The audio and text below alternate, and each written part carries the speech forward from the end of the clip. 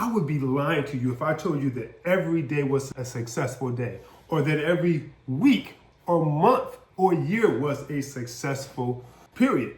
It is not the case, at least for me. Now, you may have some other people who've made 40 million and 10 million, who've made all this money and they have perfect records, meaning that when they shoot a free throw, they never miss. Because remember, when you're shooting a free throw, it's just you in the basket. So some people, like guards in particular, who get to the foul line a little bit more possibly, they may have a high percentage, 80, 90%, because it's just you and the rim, you against you. Now, when you're out in the field and someone's playing defense against you, that means you have someone trying to deflect your shot or to stop you from scoring. They're pushing you, they're jumping all over you, the hand is all in your face. That's how it is in business. It's not just you by yourself like you are at the free throw line in basketball. It is you with people all in your face, competitors in your face. The IRS could be in your face. Super shady, unethical attorneys could be in your face. You may have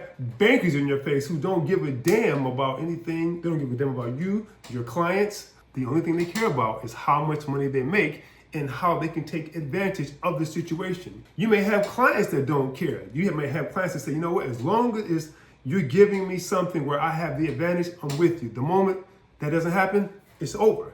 You have sales reps who are the same way, maybe sometimes even worse, because they're like hired hitmen. They have blinders on when it comes to ethics. But then you have the other side of that as well. So I don't want to make it seem like it's all bad, yet it is not always all good. And you have to have a vision. I remember reading this book, I'm reading the book now, called, I think, The 12-Week Year. And it talks about how you can get things done in 12 weeks as opposed to 12 months or 3 years out, where you're not necessarily concerned as much with doing something right now because the goal is so far out. Whereas if you have something called a 12-week year, I'm condensing a whole year into freaking 12 weeks. You're going to be much more likely to take action to get something done.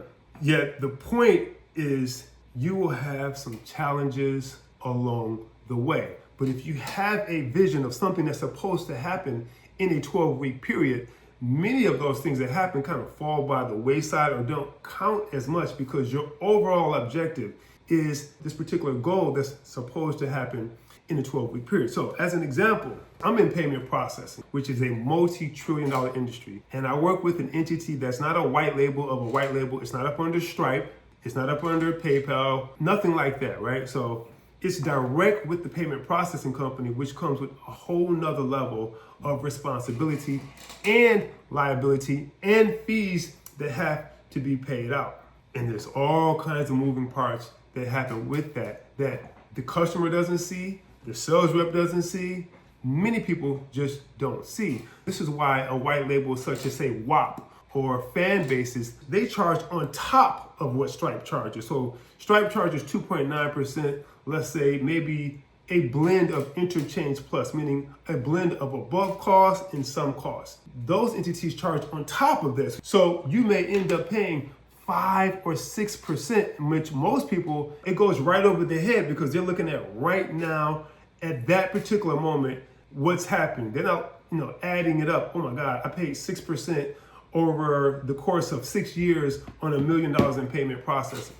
Anyway, the point is that there's a lot of moving parts, and sometimes it's easier to ride on the back of someone else like a Stripe and let them take the brunt of the responsibility and just charge on top of that and make money from other programs like buy now, pay later and all different kinds of programs. There's nothing wrong with that. That's probably a pretty smart idea. But when you're direct with the actual card brands, now you take on full liability.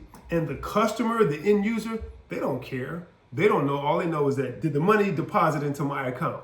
I have personal friends who I've worked with, and when they were in their initial, let's call it the 3-year period, the neophyte 3-year period where most businesses are just sort of learning how to set up things, learning how to run a business. Once they get going, they may leave you because they may find something better. They may think the grass is greener on the other side. Ultimately, they don't give a damn about whatever it is you're going through as a business, and it's not their responsibility to. It would be nice if people thought from a community standpoint or perspective, like you see other groups do that come to America. But unfortunately, many people aren't like that. So that's just the pill you have to swallow. I've had people that I work with where we basically help them set up everything as we should. Well, everything that they should have had set up that they didn't even know about, but we set it up for them. We've even gone out of our way to hire people to be there with them to kind of guide them through the process. And you can have one bad day, one bad moment, and they will drop you. Now, you can't cry about it. You can't get emotional about it. That is just the reality of business. There's a church song. I grew up in the Pentecostal church, Church of God in Christ. And I remember a song called You Will Have Some Good Days and You Will Have Some Bad Days. I'm not a singer. And that song comes to mind because that's just the reality of it. And if you hear someone only talking about the good days, you should know that that's not real, because nothing is only one way. Nothing is perfect. I remember studying up under a holistic doctor many years ago. His name was Dr. Philip Valentine. And I remember him talking about perfection and what perfection means. You will never reach perfection, because once you reach perfection, that's basically death, because there's no growth. What have you ever seen that's perfect? Nada, nothing. So in your business, whenever you come across a roadblock, that client that you've helped so much, that you've invested in, you bypass your profit in order to invest in them to help them. And then you spent tons of money, legal money, just all kinds of money to put behind your business to help them, foregoing a profit, and then boom, you get dropped like a bad habit. It happens, and it's going to continue to happen. Why? Because people don't care about you, period. And you should not expect for them to care about you whatsoever. And once you get that in your head, it actually frees you from the emotional pitfall of feeling sorry for yourself and woe is me. And it allows you to focus on creating this really great product and consistently fine-tuning it to make it better and better and better. And as I mentioned, in the payment processing industry, there's a lot of things that you don't control, but there's a lot of moving parts. And because there's a lot of moving parts, you don't control it. As an example, when Visa, MasterCard, American Express, Discover, when they decide to have a rate increase that you don't vote on, you're supposed to pass those costs off to your clients. Not you raising your rates, but you're supposed to pass that cost off to your clients. If you don't, you have to eat it. Do your clients care? Heck to the no. They do not care whatsoever, and don't expect for them to care. You have to make a decision. And here's the thing. And if you do pass it off, some of them will leave you. Even if, let me give you a case in point. We went maybe 2 years without passing costs off to clients. We have sales reps who work with us. And even though the car brands may have increased their fees, we didn't pass it off to the clients. So we had to eat those increases. At the same time, paying out the sales reps. So you're losing money twice. You're eating the fees and you're paying out the sales reps. And then you don't make a profit at the same time. So it's almost like 3 times. Here's how people work. The sales reps say, just pay me, I don't care. Period. If they get paid, they can care less what happens to the client, as long as they get paid. That's unfortunately how many sales reps are, and there probably needs to be a reawakening or a re-education on that. Unfortunately, that's how most are, and I've trained many sales reps and worked with many sales reps. Your clients don't care because they have their own problems where they're selling a product and services, and they may have to increase their fees, and as long as they increase their fees and their clients don't care, they're fine. But some of their clients may have an issue, and then that's when they're going to have an issue. So there's all these different layers that on the payments processing side that you need to be aware of. I remember one sales rep who came to work with us. This is a sales rep who came to work with us that we were trying to help start an agency model. She wasn't starting an agency model, no.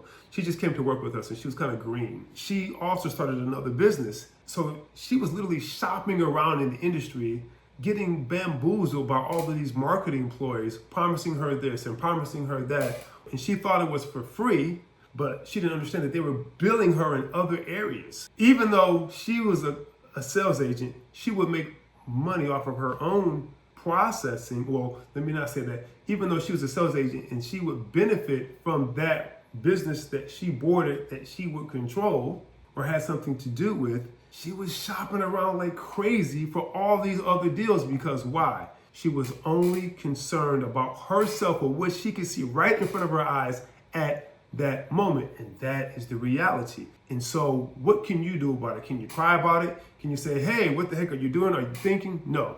The only thing you can do, or the best thing that you can do, because you can cry about it if you want to, you can't stick your head in the sand. What you got to do is focus on making your product better and better and better. And in the payment processing space, the more you can focus on relationships, experience, which we're still working on all the time, and the more you can focus on making your product better, every time you connect a business with an actual direct payment processor, you make a small percentage of every single sale. And you're gonna have to consistently improve that experience. Just raved about the great experience they had with me. One experience, they're like, I'm out, I'm gone.